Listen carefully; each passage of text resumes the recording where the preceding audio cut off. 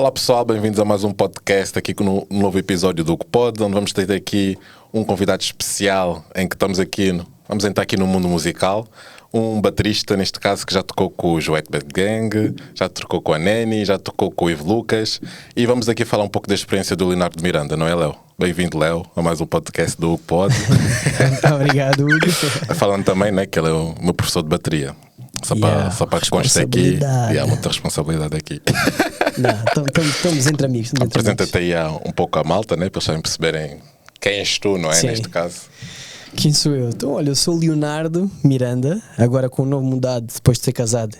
Leonardo Oliveira Saraiva Miranda.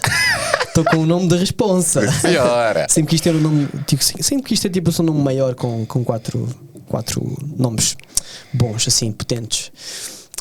Tenho 28 anos, não pareço, mas tenho, sim. A minha falta de barba deixa um bocadinho mais jovem, mas depois quando chegar aos 50 vocês vão ver. Sou marido da Mariana Saraiva. Casei agora há pouco tempo. Sou músico, mas antes disso sou.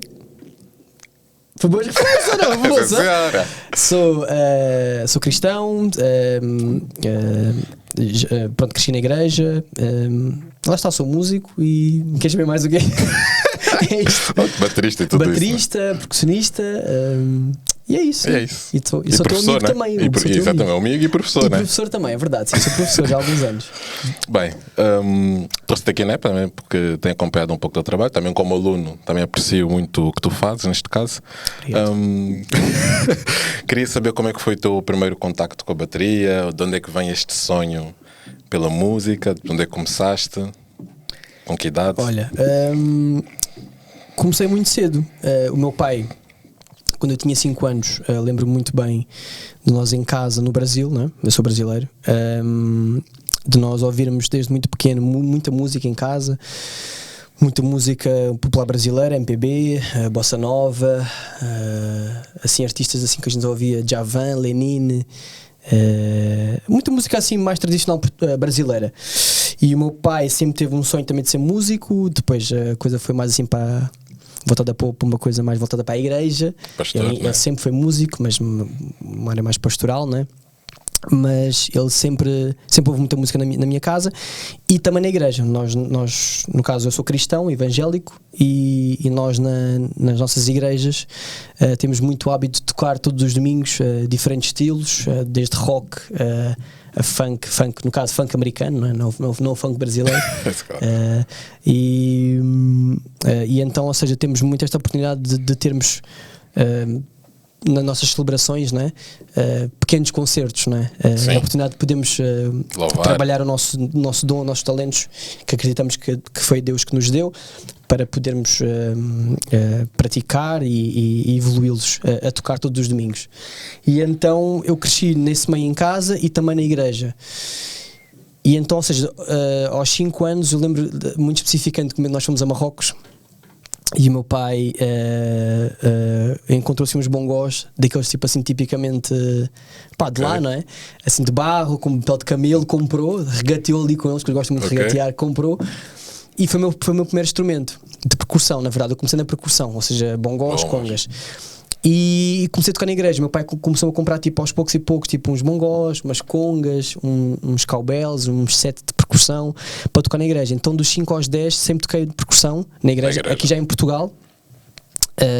Na altura vivi no Alentejo.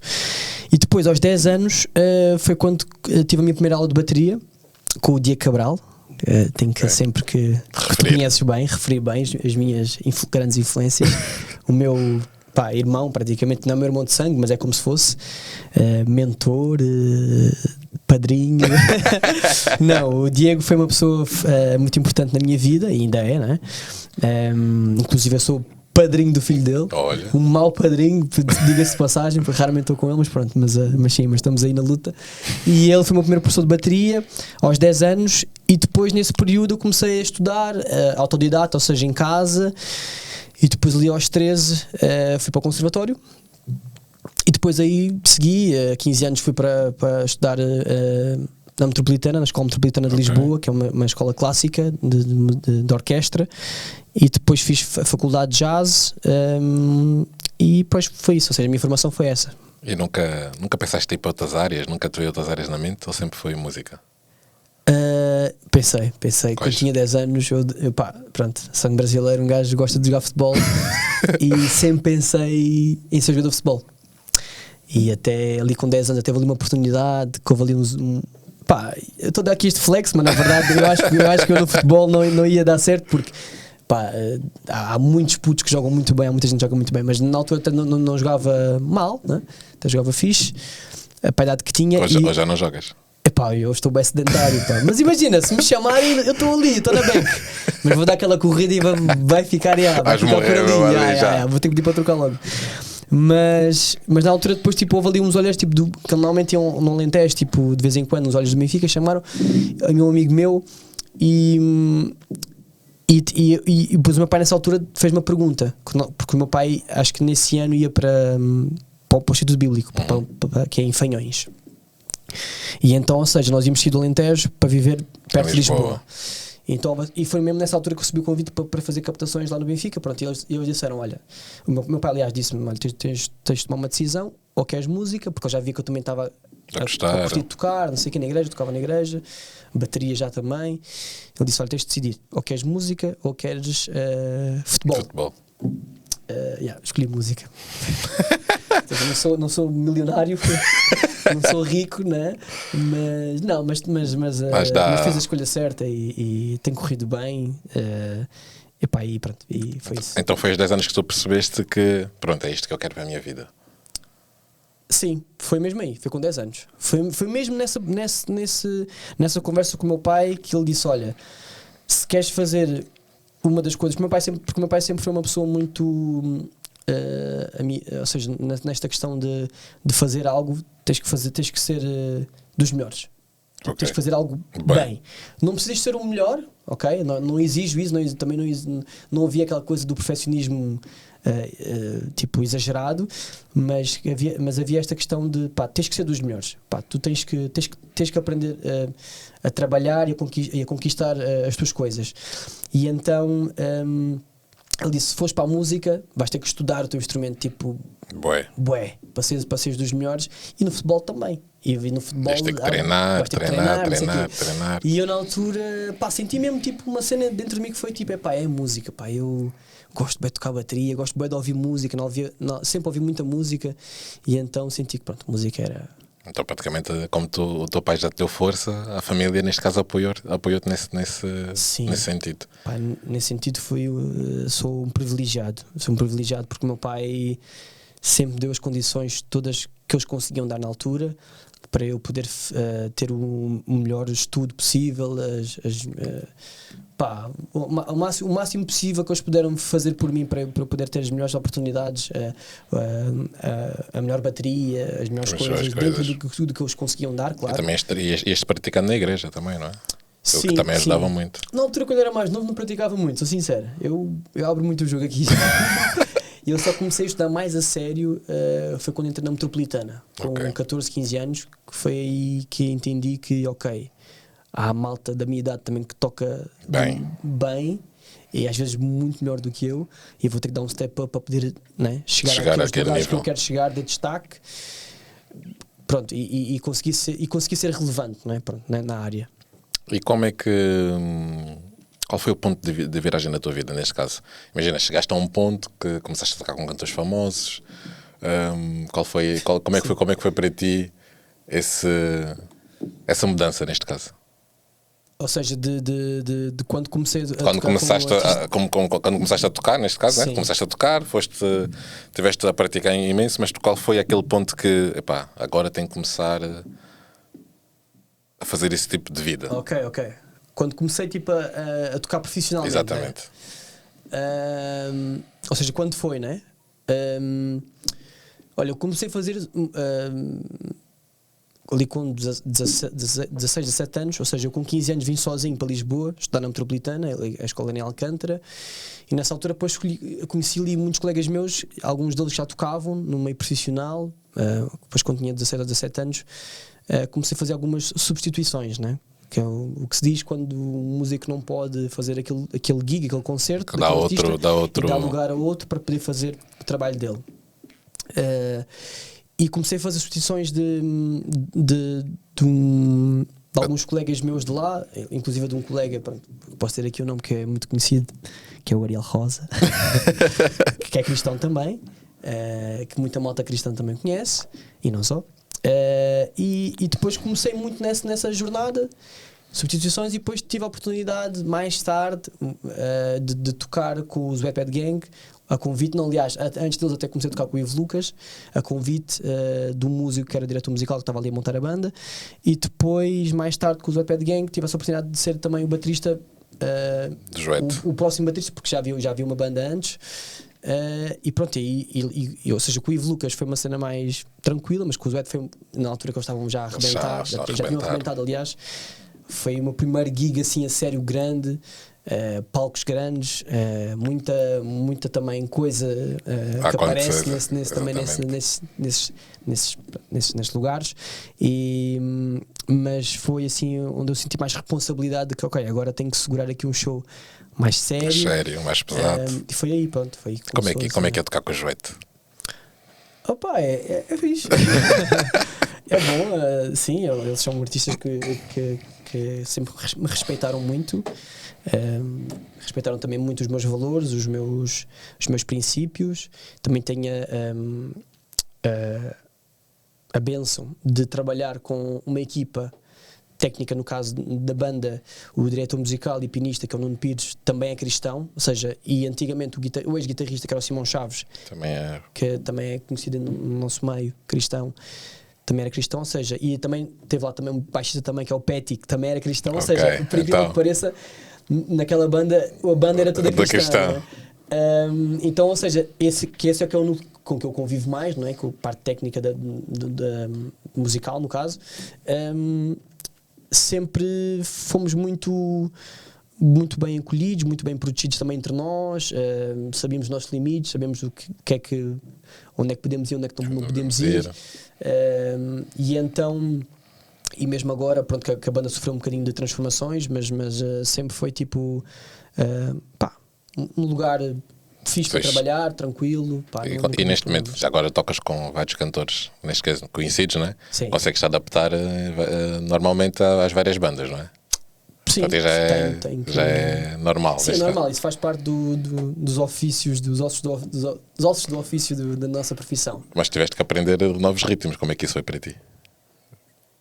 Faz parte, não é? Tipo, ou seja, eu como baterista já tenho que saber vários estilos e vários ritmos, porque na verdade no nosso mercado, também como é um mercado mais pequeno, temos que saber tocar, temos que ser assim, meio camaleões, assim, musicalmente falando, e saber assim várias artimanhas, né? vários estilos. E eu também, como sou uma pessoa assim mais eclética, que gosta de vários estilos, para mim sempre fez todo o sentido tocar com vários artistas de diferentes estilos, afro, pop, trap, hip hop, rock, pronto. Okay. Yeah. E como é que foi a tua rotina? Como é que foi a mudança da tua rotina? Achas que a tua rotina mudou imenso? Hoje em dia, já estás habituado, mas naquele início, como é que foi, neste caso, a mudança da tua rotina? Foi muito repentina ou achas que deu para agilizar? Quando comecei a ser profissional, sim, né? Sim. Ou seja, sim, claro, muda muito porque quando tens uma responsabilidade sobre projetos em que estás a tocar, tens que manter sempre o nível, né? O nível que é exigido. E então, para manter esse nível, tens que ter uma rotina de trabalho, de estudo, não é? Para além de mais, para além de tocar com artistas, também dou aulas durante a semana, então tens que fazer uma gestão nova disso também. Depois, lá está, quando ainda mais és adulto e tens que pagar contas, também tens que fazer essa gestão, não é? Claro.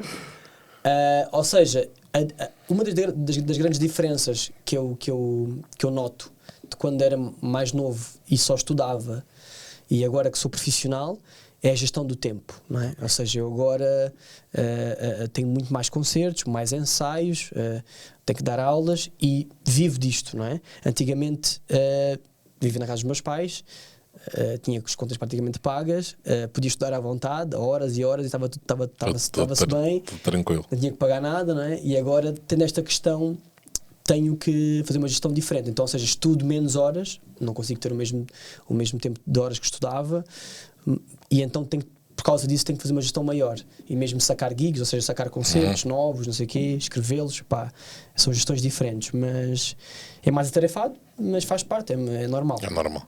Então, qual foi o concerto, neste caso, que mais te marcou até hoje? E porquê? Olha, isso é uma excelente questão, pá. E por acaso acho que nunca tinha pensado sobre isso. Acho que nunca ninguém me tinha perguntado isso, na verdade. Aquele concerto que tu achas, epá, hoje mesmo foi um grande concerto. E com quem, né, neste caso? Epá, olha, posso dizer, um dos que mais me marcou. Vou-te dizer dois, então. Vou-te dizer, o primeiro foi logo o primeiro concerto que eu fiz com os Wet Bad Gang. Okay. Foi onde? Foi no Festival Académico de Lisboa. Okay. Porquê? Porque havia ali muita tensão à volta daquilo. Porquê? Porque era uma banda nova, havia 2 semanas para preparar o concerto, bué de músicas, e aquele concerto é muito importante para eles. E também para mim, porque eu estava em prova de fogo. Exatamente, para ver se acabas. E eu nunca tinha tocado para tanta gente. E acho que estavam tipo, se calhar, para umas 7 mil, 8 mil pessoas do género. Para aí. Entre 5 a 10 mil pessoas estavam, pronto, de certeza. E eu nunca tinha tocado para tanta gente, ainda mais com um artista com hits, não é? com músicas que toda a gente canta. E na altura até o Simão, que era o guitarrista, disse-me logo: mano, uma das coisas que tu vais sentir logo é tipo o público a cantar, e vais ver a energia. Que isso traz para ti. E na altura lembro-me tipo de chegar e eles estarem a tocar o Devia Ir, que é um single deles máximo, né? Que toda a gente conhece, e ficar tipo, que é isto? Tipo, nunca tinha sentido tipo, esta cena, não é? Pronto. E foi esse. E depois foi quando fui tocar no Campo Pequeno com eles também, um concerto deles, que pá, nunca tinha tocado numa sala daquelas, não é? E foi muito importante para mim, pela energia também, pelo trabalho que tivemos a preparar aquele show. E foi um show que correu muito bem, e fiquei muito orgulhoso. Tinha lá os meus pais a ver, tinha lá a família a ver, amigos, e então fiquei muito feliz. Foi um momento muito bonito. Muito bonito, yeah. Importante para ti neste caso. Sim. Então, existe alguma coisa que tu faças antes de entrar no palco? Horas? Ou ficas só a relaxar, ouvir uma música, se calhar com fones? O que é que tu fazes antes de entrar no palco? Sim, eu tenho ali umas pequenas rotinas. Ou ali uns pequenos rituais, digamos assim. Um deles é claramente, ou seja, para aquecer as mãos, tipo, que é uma cena meio crazy, que a malta às vezes está tipo a ouvir, tipo, está tipo um drone a bater nos braços, tipo com banda forte, tipo assim. Tu ficas assim sempre? Tipo a andar de um lado para o outro, né? No backstage, tipo a bater assim. Há câmbrias assim? Não, isto é para quê? Isto é para ativar a circulação do sangue aqui nesta zona. Faço isso para aquecer, e depois faço meus alongamentos. Estou sempre com baquetas na mão, a alongar. Epá, e estou. Só que isto, pronto, e depois contra isto, quero estar sempre o mais distraído e o mais descontraído possível. Não é distraído não é a palavra certa, é descontraído. Ou seja, com conversas mais ligeiras, nada tipo a ver com o show, porque eu sei que no show vou estar focado, e não quero estar a trazer aquela pressão, aquela ansiedade já nesse pré-show, nesses minutos antes de entrar. Então quero estar o mais descontraído possível, tipo cabeça mesmo vazia, tipo só focado no aquecimento, no alongamento, e estou ali sempre num momento mais de convívio com a banda, com a malta, e sim, é isso. Ficas ali super tranquilo, e depois quando entras já estás... Nunca chegaste ali ao palco e olhaste, está muita gente. Será que... No início tive mais. Hoje em dia frio. Já é uma coisa que é normal. É tipo, é quase como se fosse... é um hábito que tu crias, tipo, de olhares para lá, ok, vês muita gente, mesmo que às vezes, tipo, há lugares que têm que ter mais gente, por exemplo, Cama do Porto, que mete sempre 30 mil pessoas, 35 mil pessoas. É um mar de gente, tu ficas tipo, tem muita gente, mas mesmo palcos maiores, já fizemos no meu Sudoeste, sei lá, alguns festivais grandes, mas hoje em dia já é uma coisa normal. Acho que esse trabalha-se nos músicos, essa cena muscular, de olhares para ali e já dizes, ok, é mais um dia de escritório, é mais um dia de trabalho. E neste caso, nessa tua jornada toda, quero saber neste caso qual foi o teu maior problema que tu enfrentaste neste caso. A tocar ou na vida de estrada? A tocar. A tocar mesmo. A tocar. A tocar. Olha, já me aconteceu alguns. Olha, já me aconteceu, por exemplo, num festival na Madeira, furar a pele do bombo, a meio do concerto. Yeah. Como é que fizeste? Não. Aliás, desculpa, não foi isso. Não foi furar a pele do bombo, foi partir o pedal do bombo. Yeah. Porque, ou seja, não era a minha bateria, lá tipo é backline no lugar, né? Instrumentos alugados. E estavas a dar comboio de força, né? E partiu, e partiu. No primeiro ano que nós fomos nesse festival, e partiu o pedal. E como é que tu vale ficaste? É que normalmente nesse festival, tipo, é um line-up grande de artistas, vários artistas, e havia várias baterias montadas. Então foi tipo, pá, acabei de tocar a música, não é? E a música, tipo, pá, eu a tocar a música e tipo, eu senti, tipo, o bombo está meio estranho. Yeah. Meio fraco, quando olho, tipo, tinha partido o pedal e falei assim, para o manager, que normalmente há assim um manager no palco da nossa banda, Que orienta neste caso estas questões. Chamei, olha, pá, o pedal está partido, não sei o quê. E o gajo, tipo, na correria, tipo, foi buscar um pedal de outra bateria, de outro artista que estava lá, que nem tinha tocado. Trouxe-me o pedal e montámos. Isto foi tipo uma questão de 5 minutos. Conseguiram montar assim rapidamente? Pá, tem de ser. Show must go on, yeah. Tipo assim, E na tua jornada, do teu caminho até agora, como músico? Cenas difíceis? Sim. Já tiveste tempos maus, tempos aí, pá, não tenho trabalho, agora estou sem trabalho. Sim, pois. Há sempre uma época do ano que vocês têm sempre menos. Sim, imagina. Agora a gerir contas, não é? Nós músicos temos sempre de fazer uma gestão emocional muito grande. Porque são muitas coisas aqui alinhadas, ou que têm que ser alinhadas para que a gente consiga estar bem, digamos assim. Porque às vezes é a falta de trabalho, ou às vezes é a saúde que não está muito fixe, que depois afeta com o trabalho. Exatamente. Relacionamentos também.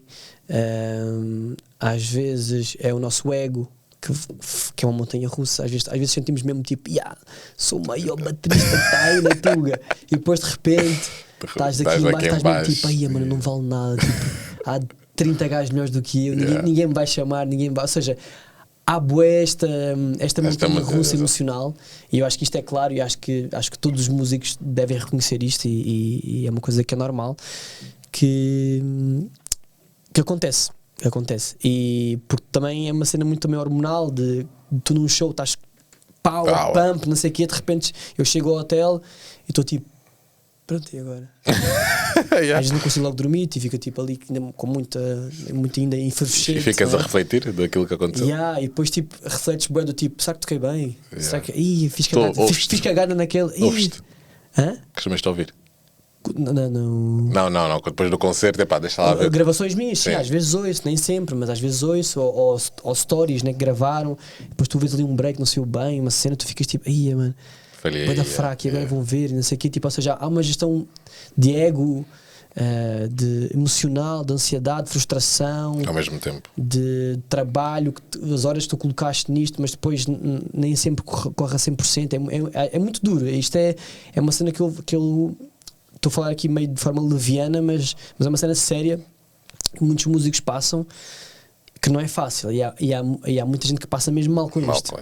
E então, ou seja, momentos baixos assim na minha vida toda, tive alguns, claro, de dúvida, de incerteza sobre a minha vida, se realmente é isto que eu quero seguir, por causa mesmo da parte financeira também, é uma coisa que é difícil, não é fácil viver da música em Portugal, é um nicho pequeno, estabilidade, ainda mais quando tens pagar, tens uma casa para pagar, compraste uma casa, sei lá, ou casaste, ou seja, a gestão relacional, E como é que pensas lidar com isso? Imagina, daqui a uns anos pode ver filhos, não é? Sim. E já pensaste como é que irás lidar com este mundo musical juntamente com a família? Olha, não sei responder a isso assim de forma muito clara, porque não estou a viver nesse momento. Sim. Agora consigo dar o exemplo de alguns colegas meus, amigos meus, que já vivem nesse lifestyle, digamos assim, né? De ter filhos e de fazer estrada, né? E de ficar muito tempo fora de casa, e não é fácil, não é nada fácil.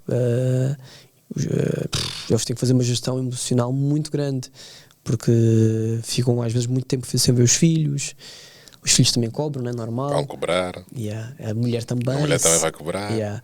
E então não é nada fácil, mas eu não te consigo. Pá, eu só consigo dizer uma coisa, que é acima do trabalho, família, e acima da família, Deus. Ou seja, a minha. Isso é muito claro nos meus princípios: Deus, família, e depois é que vê o resto. E ou seja, se eu tiver que abdicar de muito trabalho para estar com a minha família, vou estar. Yeah. Não. Pá, prefiro viver com menos, mas estar bem com a minha família. Com a tua família. Tá aquela felicidade de quem conta, chegas a casa e os miúdos e a mulher estão felizes. Exatamente, isso que tu falaste é uma coisa muito importante, que é, isso é impagável. Quando tu chegas em casa, tens a tua mulher à tua espera, o teu filho à tua espera. No caso, não tenho filhos ainda, mas quero ter. E isso é impagável. É o que todos eles dizem, na verdade, quem tem filhos, que é quando chegas e recebes um abraço do teu filho, que te vê como uma referência, que sabe que foste trabalhar para... Pá, é espetacular. É. Vamos saber. Já te aconteceu alguma vez, por exemplo, chegaste e pá, estou bem constipado, mas tenho que ir trabalhar, tenho que ir tocar. Já, pá. Como é que é tocar doente para ti, neste caso? É duro, pá. E para mim é bué da duro, porque eu sou mesmo bué... Aquele doente mesquinha. Eu só tipo, imagina, estou com uma dor de cabeça, já estou assim para a minha mulher, Mariana, estou com uma dor de cabeça, no final trabalho na área da saúde, né? Ela sabe bem, pá, estás o quê, pá? Toma já mais um paracetamol de 1 grama, do miligrama, como eles dizem, e eu tipo, não, mas é para tomar da mão, dá uma cabeça, e ela tipo, menstruação, não sei o quê, trabalho, veio cansada, salvou vidas, pessoas estiveram quase a morrer, não sei o quê, e eu tipo ali assim, conchinha na cama, tipo assim, apanhou um resfriado, não sei o quê. Então eu sou esse gajo. Então já toquei algumas vezes com enxaquecas, com constipado, não sei o quê, e eu sofro uma beca mais porque sou uma beca mais hipocondríaco nesse sentido. Ok. Então ficas nesse dia. Neste caso, o teu ritual, vamos dizer assim, é sempre o mesmo? Não, é sempre o mesmo, é sempre o mesmo. Agora, pronto, agora tenho que estar ali mais locked in para não vacilar, sim. Já aconteceu alguma vez que tens que improvisar no meio do concerto? Já aconteceu, já aconteceu. Algo que ias gravar e no momento, pá... Já aconteceu muita coisa. Já aconteceu artistas mudarem setlists, não é? De música, já aconteceu... A maior parte das vezes é isso, artistas querem meter músicas novas no meio do concerto, que não ensaiámos ou que já não tocávamos há muito tempo. Isso como é que é lidar com isso? É lidar. é fazer acontecer. É tipo, olhas para a banda do tipo, pá, estão a tocar mesmo isso, não sei o quê, vamos fazer. Sim, isso, o que prevalece é sempre isso, ou seja, se tens à vontade com a banda que está a tocar contigo, isso até é feito de uma maneira tranquila e desafiante na mesma, mas tranquila e até prazerosa. Até ficas tipo, ou seja, nós agarrámos bem aqui o boi pelos cornos, né? Agora, pronto, quando isso é tipo num cenário mais caótico, é sempre caótico, né? Mas tens que resolver sempre. Pá, a tua função e como tu dizes sempre nas aulas, a bateria é o centro da banda, né? E depois é isso, ou seja, tu sendo o baterista no caso, do nosso caso, né? O baterista também. Qualquer erro, qualquer cena que tu dás, nota-se bué. Então tipo, tu tens de estar mesmo bué seguro das tuas capacidades e do que está a acontecer à tua volta. E tens que estar muito atento ao que está a acontecer à tua volta, como músico no geral, mas como baterista muito mais. Porque para qualquer sítio que tu vás, a banda vai contigo, estás a ver? E então tens que estar mesmo seguro do para onde é que tu vais e o que estás a fazer. E atento ao que eles te vão cantar neste caso, não é? Pois é isso, claro, os artistas também vão atrás, sim. Okay. Então, mas diz lá agora conselhos ali para os jovens que querem iniciar a sua vida no mundo musical. O que é que aconselhas? Que tipo de conselhos é que dás? Experiência que tu já tens, né? Nesta área. Que é que podes dizer lá para casa? Olha, para quem quer seguir música, eu acho que a primeira coisa, devem realmente amar o que fazem, gostar realmente do que fazem, e neste caso na música, e respeitar os outros, acima de tudo. Amarem o que fazem, ou seja, para não se tornar uma profissão como muita gente tem hoje em dia, que é profissão têm que fazer porque têm que pagar contas. Eu acho que se forem nesse sentido para a música pode dar muito errado, porque nem sempre a música dá dinheiro, ok? E é um meio também difícil, mas dá, não vou dizer que não dá, porque dá. Há muitas formas de ganhar dinheiro na música, de sustento, não é? Mas acho que devem ter uma paixão, devem realmente tipo, ok, isto é uma cena que realmente eu revejo-me nisto. E depois respeitar os outros, saber trabalhar a equipa, terem os valores e os princípios muito bem definidos e fundamentados em algo bom, porque estas coisas vão-vos levar muito longe. A parte técnica também é uma parte fundamental, claro, de estudo, tem que estudar para serem claro, algo relevante, não é? Estamos sempre a buscar de mais. Para terem trabalho, sim, exatamente, mas isso em qualquer área. Mas acho que estas coisas que eu falei são muito mais importantes do que isso. E em qualquer área de trabalho, se tu quiseres ir longe, se tu quiseres montar uma coisa coesa, com uma boa base de futuro, de progressão, de carreira, digamos assim, tens que ser uma pessoa com princípios, com valores, tens de saber respeitar os outros e saber trabalhar em equipa. E então isto aqui é o que prevalece sempre. Isto são coisas também para mim, né? Porque estou aqui a começar no mundo da bateria aqui já a levar uns conselhos assim para a minha vida neste caso, não é? Porque daqui a pouco sou eu que vou estar daquele lado e o Léo se calhar vai também entrevistar, a perguntar, né? Como é que é tocar com no Leopoldo. No Leopoldo aí, como é que é tocar com, apesar que eu já estou há 2 anos, 1 ano. Sim, 2 anos, acho que 2 anos já aprendi a tocar bateria, pá, já houve uma evolução aí grande. Já houve uma evolução muito grande. Já toco na igreja. Este menino já toca na igreja. Já toco na igreja. Se prepara. Eu sentia uma grande dificuldade no início, porque bateria é sempre algo desta coordenação. Ritmo, neste caso. Sim. E eu senti que no início, eu pensava, um gajo é africano, sim, só chegar lá, aquilo... Mas isso é um fator importante, não discordes esse fator. Esse fator é importante. Exato. Está no sangue, já é uma cena. Um gajo vai chegar lá, o Léo nem vai dar muitas aulas, eu vou aprender isso rápido. Quando chego no primeiro dia, eu digo, fogo, que tu não falas nada. E eu até me lembro, nós agora até recentemente, até estavas a querer, por acaso curti de aprender esta música do Ibermarx, não sei o quê, de Afro, né? Versão para mim. Que é uma cena que é uma linguagem que já tu dominas, ou seja, dominas porque ouves muita música, dominas o teu instrumento, mas pronto, na linguagem, que é importante. E tu começaste a tocar e tu assim, esse mambo é difícil. É difícil. É difícil. E eu disse, olha, Afro não é fácil. Um gajo ouve Afro-House, ouve Kizomba e não sei o quê, tocar esse ritmo africano também deve ser canja. Agora chegar aqui dançar é uma cena, né? Mas... fazer é outra. Mas Léo, obrigado também por estares aqui, né? Por trazeres um pouco... Claro, estamos a olhar. Da tua essência aqui para nós. Tua essência. Não, olha, eu que estou muito feliz pela tua iniciativa, que acho que é uma iniciativa fantástica. Acho que. Ela é que deu a ideia. Estás a trazer. No momento tu deste força. No momento que eu cheguei cheguei um dia à aula e disse: Léo, estou a pensar em criar um podcast. Força aí, vai lá fazer isso, não sei o quê. Vou dar força sempre, claro. E acho que estás a trazer coisas muito boas para a malta ouvir e convidados, acho que relevantes. No meu caso, não tem muita relevância, mas pronto. Mas os outros que vieram aí foram bons convidados e vais trazer muito mais. E acho que um grande big up para ti, muito fixe. Obrigado aí. Acho que. Dá aí um tchauzinho aí para a malta. Despede aí da malta.